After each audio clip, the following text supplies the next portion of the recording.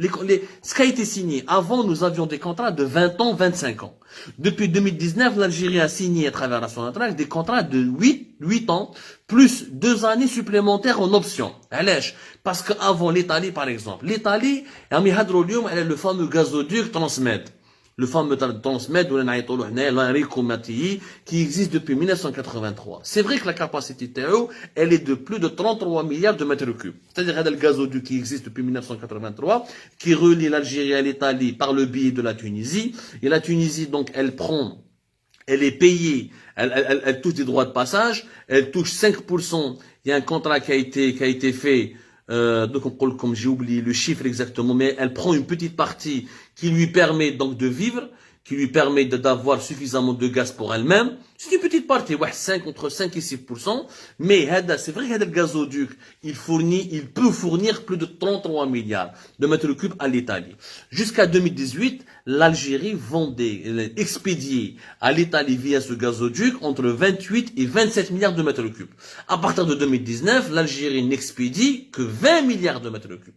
Ou elle expédie uniquement 20 milliards de mètres cubes parce que notre production nationale a affaibli. Ou les Italiens, quand ils ont signé avec nous le contrat à long terme, ils n'ont pas signé en 2019 un contrat de 20 ans ou de 25 ans. Dès un contrat de 8 ans plus 9 ans. Le contrat à 8 ans, c'est 20 milliards de mètres cubes. La capacité maximale que l'Algérie peut donner à l'Italie. Si on avait beaucoup de gaz et qu'on pouvait approvisionner davantage l'Europe en gaz naturel, on l'aurait fait depuis 2019, on n'aurait pas entendu la crise ukrainienne en 2022.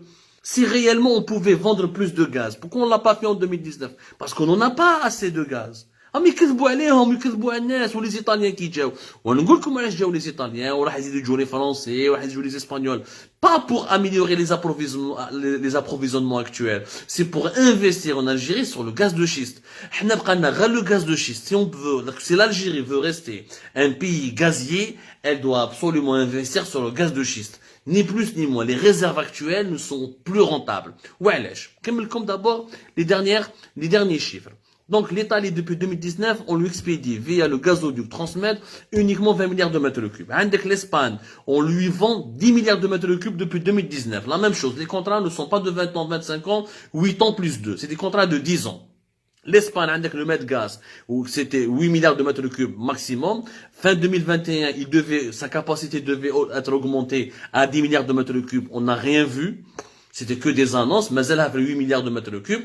Ou avec 1 ou 2 milliards de mètres cubes, alors ils au GNL. Les autres clients de l'Algérie sont qui? Sont la Turquie, qui prend 2 à 3 milliards de mètres cubes avec du GNL. La Grèce aussi, on lui vend du GNL. Et la France, on lui vend aussi un peu de gaz avec le GNL. Et le Portugal, on lui vend aussi du gaz, mais ça part depuis avant, on vendait du gaz vers le Portugal avec le fameux gazoduc Europe-Maghreb-Europe, dans la capacité d'expédition, de livraison, de transport de gaz naturel était de plus de 12 milliards de mètres cubes. Le fameux gazoduc Maghreb-Europe, il a fermé. Le Maghreb-Europe, on l'a fermé fin octobre 2021. Lequel l'Algérie avait beaucoup de gaz. Le gazoduc troisième.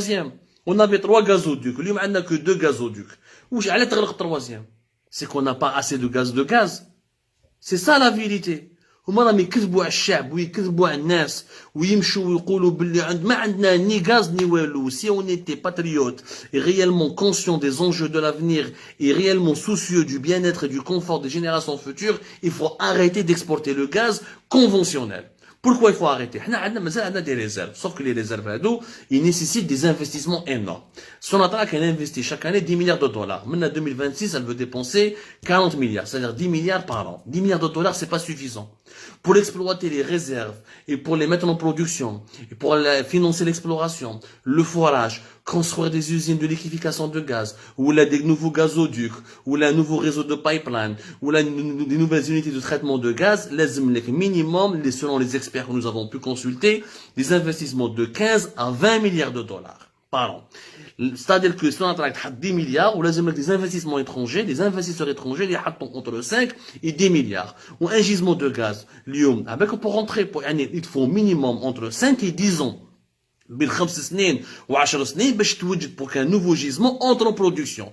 Le temps d'exploration, le temps du forage, le temps de la construction de la plateforme, le temps de connecter le gisement au réseau de pipeline ou là au réseau de gazoduc existant sur le territoire national, de construire de nouvelles usines, des nouvelles infrastructures. Le gaz est ماشي sonde البير armée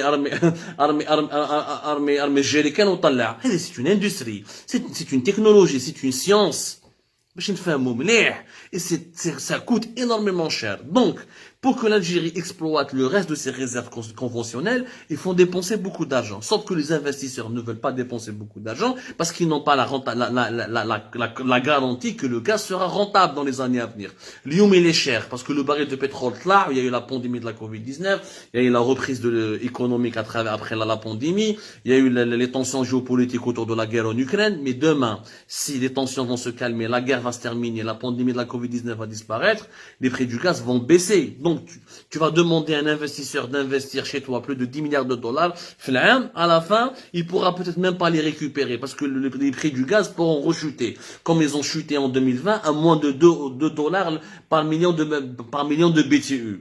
Mais pour que le gaz soit rentable, il faut qu'il soit en permanence un prix élevé. C'est-à-dire au-delà de 7, 8, voire 9 dollars par million de BTU. Ce n'est pas le cas. Nous, même en plein crise, alors jusqu'à 6, 7 millions avec 6 ou 7 dollars par million de BTU. Je parle des contrats à long terme. Je parle pas du marché spot. Le marché spot, des fois, il y a le 20, le 15, il des tensions et la loi de l'offre et la demande. Mais le gaz n'a pas été tout le temps cher.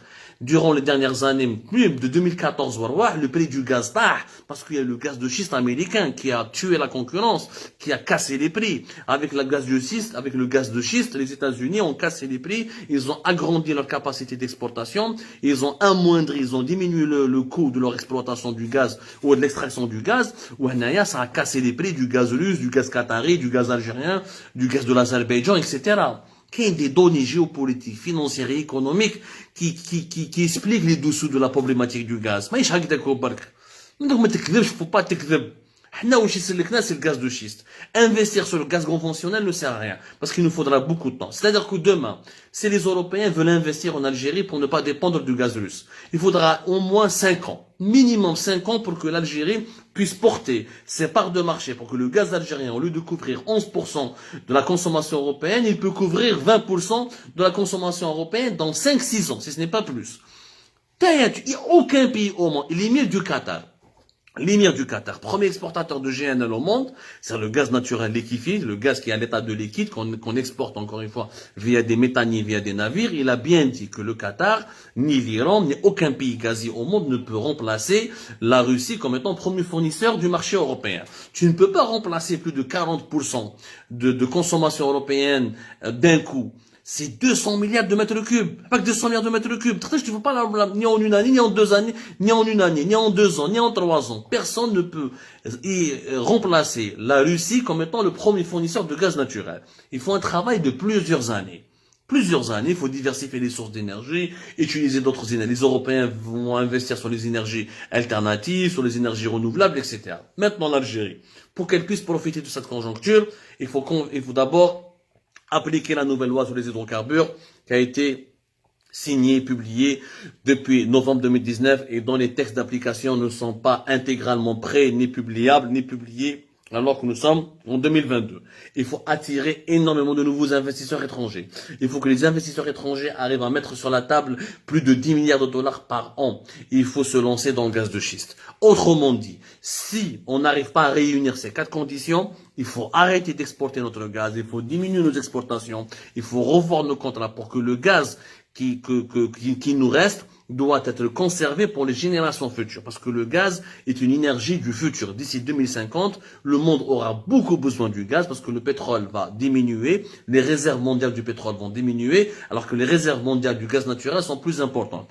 Et les technologies les plus propres, même, on considère aujourd'hui que le gaz peut être une énergie propre, une énergie qui n'est pas très carbonisée, qui ne peut pas être très polluante. Les nouvelles technologies penchent toutes vers une utilisation plus propre du gaz naturel au lieu de dépendre du pétrole. Le gaz, c'est l'avenir du monde. Ce n'est ni le soleil, avec le gaz, l'hydrogène, certaines énergies futuristes sur lesquelles les scientifiques sont en train de travailler, mais le gaz reste un élément central. Donc au lieu d'exporter bêtement, au lieu de le brader, parce qu'on est en train de le brader, les prix sont élevés. Mais demain, ça ne veut pas dire que les prix vont continuer à être élevés. C'est des contrats, la majorité de nos ventes du gaz naturel, c'est des contrats de long terme. Donc on ne profite pas réellement de l'envolée des prix sur le marché spot. 80% du gaz algérien est dû à les contrats de long terme. Donc ça veut dire que c'est des prix qui ont été négociés, fixés dans le cadre de contrats de 10 à 25 ans. Donc on n'en profite pas beaucoup. Donc arrêtons de faire croire aux Européens qu'on peut remplacer la Russie, c'est faux. Les Européens le savent. Les Italiens sont venus aujourd'hui en Algérie pour juste essayer de discuter de la probabilité de se lancer dans l'investissement dans le gaz de schiste. Rien d'autre. Il faut que les autorités algériennes aussi, si elles ne veulent pas se lancer dans le gaz de schiste, et si elles ne sont pas prêtes, ni juridiquement, ni mentalement, ni économiquement pour se lancer dans le gaz de schiste, elles doivent arrêter d'exporter le gaz, de trouver une autre source de devises, qui va être difficile parce que le gaz quand même rapporte entre 15 et 20 milliards de dollars de recettes en devises pour le pays. C'est pratiquement la moitié de nos recettes de devises avec le pétrole. Voir que le pétrole, on n'exporte pas beaucoup de pétrole, on exporte moins de 400 000 barils par jour. Le gaz va, dans les années à venir, actuellement, je crois que le gaz va nous rapporter, en tout cas en 2022, plus d'argent que le pétrole. Mais quoi qu'il arrive, il faut faire des choix. Il vaut mieux gagner à long terme que gagner beaucoup à court terme et perdre énormément à long terme. On a un peuple qui sera de plus de 60 millions d'habitants après 2040, qui sera de plus de 50 millions d'habitants après 2030. Qu'est-ce qu'on en fait? Le jour où on n'aura plus assez de gaz pour produire de l'électricité, pour chauffer nos maisons, pour fabriquer les fertilisants, les engrais, etc., on va faire quoi? On va importer le gaz russe, on va importer du gaz ailleurs. Ce sont des choix stratégiques qui commencent maintenant, qui se négocient maintenant. Pas dans le mensonge, pas dans la médiocrité, pas dans la tromperie, mais avec de l'intelligence et du bon sens. J'espère que nous vous avons permis d'éclairer votre long terme. On reviendra sur ce sujet bientôt avec des détails, des chiffres et des statistiques et des preuves et tout ce qui s'ensuit parce que, encore une fois, ça engage l'avenir de nos enfants et de nos petits-enfants.